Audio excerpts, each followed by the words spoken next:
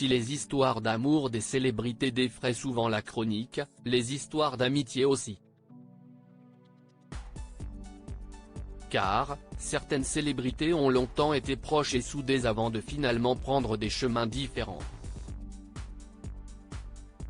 C'est notamment le cas de Muriel Robin et Pierre Palmade. Les deux humoristes ont connu une amitié fusionnelle faite de haut et de bas, avant d'être définitivement rompus suite au terrible accident de voiture dans lequel Pierre Palmade a été impliqué.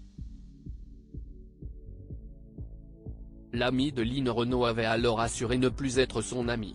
Si des drames comme celui-ci peuvent mettre un terme à une amitié parfois, c'est simplement l'éloignement qui peut jouer un rôle décisif, comme ce fut le cas pour Omar Sy et Fred Testo. Après avoir formé un duo iconique, les deux humoristes se sont perdus de vue lorsque celui qui incarne Lupin dans la série Netflix est parti s'installer aux États-Unis. La vie a fait que petit à petit, ça s'est un peu effrité, a expliqué Omar Sy sur la chaîne YouTube We Hustle. Au-delà de la distance, la jalousie semble également avoir entaché leur amitié, comme il le révèle dans son livre intitulé Viens, on se parle, sorti le 24 avril dernier. Il indique notamment que son ancienne acolyte l'accusait d'avoir changé lorsque sa carrière a décollé. Avant d'ajouter, après Intouchable, il a considéré que c'était le signe que je me la pétais. La jalousie s'est aussi immiscée entre Kim Kardashian et Paris Hilton, ou encore entre cette dernière et Nicole Richie. Parfois, l'argent peut aussi avoir raison de certaines amitiés, comme Eva Longoria et Terry Hatcher, ou encore Sarah Jessica Parker et Kim Cattrall.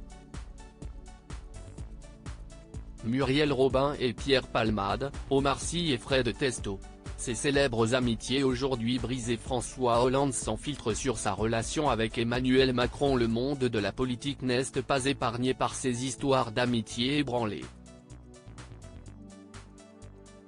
Lorsqu'il était à la tête de l'État, François Hollande éprouvait une véritable affection pour Emmanuel Macron qui était alors son ministre de l'économie, d'après le livre intitulé Le traître et le néant, écrit par Gérard Davet et Fabrice Lhomme.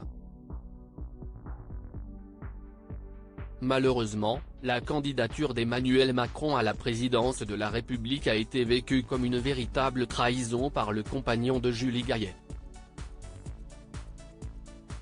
Selon ce dernier, le mari de Brigitte Macron l'a trahi avec méthode lorsque celui qui fut son fils prodigue a présenté, le 20 août 2016, sa démission du gouvernement de Manuel Valls. Et, même 6 ans plus tard, leur relation semble être encore au point mort. Le 13 juillet 2023, interrogé sur sa relation avec Emmanuel Macron dans La Tribune, François Hollande s'était contenté d'une réponse aussi brève qu'équivoque, minimale. Crédit photo, Pedro Cabrera Co a dit que Guirec.